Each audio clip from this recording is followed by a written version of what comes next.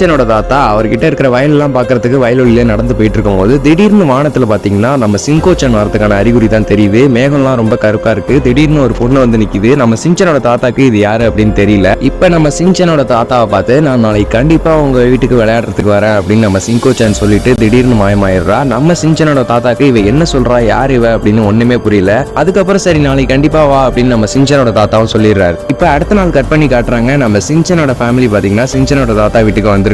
காருக்குள்ளார நம்ம ஹீமாவரி ஒரு பொம்மையை வச்சு விளையாண்டுட்டு இருக்கா. இந்த பொம்மையை பார்த்தாலே தெரியுது நம்ம சிங்கோச்சன் கொடுத்த பொம்மை தான் இது. இந்த பொம்மையை வச்சுதான் நம்ம சிங்கோச்சன் நாளைக்கு வரேன்னு சொல்லியிருக்கோம் என்னமோ. இப்ப நம்ம சின்சன் பாத்தீங்கன்னா ஹை தாத்தா அப்படின்னு சொல்லிட்டு இருக்கோம். திடீர்னு இந்த இடத்துல நம்ம சிங்கோச்சனும் வந்து நின்றுட்டு இருக்கா.